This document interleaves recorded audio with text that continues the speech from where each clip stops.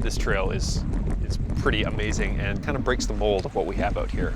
I just still have like this feeling of unbelief. You know, this type of trail does exist literally less than an hour from where I live. There's a lot of jumps. We've got 15 to 20 jumps. I think our largest jump is 35 feet. And that's pretty big. It's a rush. It's always a little terrifying. You are pedaling as hard as you can for this lip. You can't see the landing. You know it's down there, and every time I hit it, it's like, all right, we got it. Time for the next one. Yeah, I think I smile for hours after every ride. The best part is that adrenaline rush that you get from riding something that you made. All right.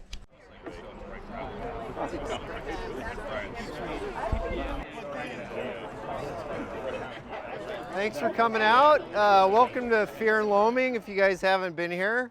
It's been a long time coming. Today we're going to be doing some building, some riding, and we got a lot of people. We're just going to walk down that way a little bit. Cool.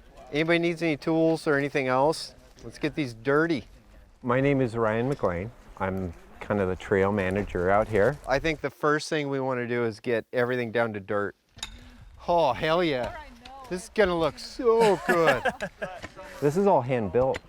This isn't like we got a $1 million grant and somebody's coming out, a professional, and they're like with excavators building all this. It's a lot of work. Oh, jeez.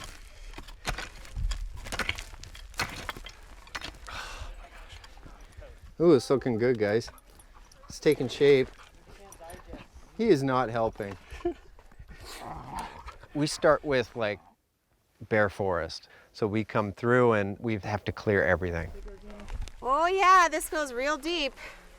We got to get all the old log out of there till we get to this light. So we got to move the right whole here. mountain basically. Pretty much. Yeah. This whole thing is just completely organic. My hands are working better for this one because all these roots, like they're getting stuck on my shovel. So there's this phrase mountain bikers have that they say, no dig, no ride. That means like nobody would be mountain biking if people weren't building the trails, basically. So it's a great service, and it also pays us back because we get to ride it after, you know? And we can build it how we want. We live in such a weird time where, you know, you see a lot of other things happening in the city of Portland, and it's kind of disheartening. And then you come out to this place, you have people with different background, you know, different ages, different belief, religion, you know, orientation. So the only common denominator we have, we all love riding mountain bikes. No, no. That wasn't for you. One of the cool things about cutting new trail and being able to ride it is remembering what it did look like, you know, when there was brush everywhere, you're cutting through trees and things like that. And so being able to look back now and see what it's turned into, there's a sense of fulfillment. Ryan's been working for, 15 years trying to get this going. We live like 20 miles away from here, and we were driving an hour and a half, 2 hours in other directions, and we'd look behind us at the hills as we're driving away and be like, why aren't we going up there? So we found a plan that Oregon Department of Forestry funded, and it says, you've got all this terrain and not enough bike trails to satisfy the need. So almost quite literally, we showed up with shovels and say, all right, we're ready. We want to build. Well, they're like, whoa, wait. We got to think about this. We went through a pretty detailed process, created a fairly comprehensive plan. We put together, I think it was a 30-page document, and we hand-delivered that to them in 2009. And if you guys remember what happened in 2009, we had a huge crash. When the recession hit, that really changed the priorities for the program and for the agency, and we downsized, we laid off staff. And we're chomping at the bit to get a trail in, and they say, sorry, we're under order, no new trails. 2 years ago, I got a call on my cell. So I took it, and it's Randy, and he's saying, that'll work.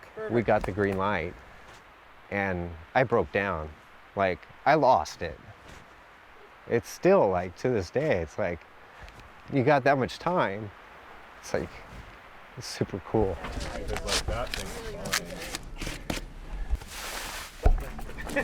You don't have them during the week? You know, you start in a really dark, like steep area surrounded by Doug firs, and you come out into like a clear-cut section that's almost like a high desert vibe. And then you kind of dive back into the darkness. You come into the alders, which is honestly my favorite part. It's magical. The lighting is like,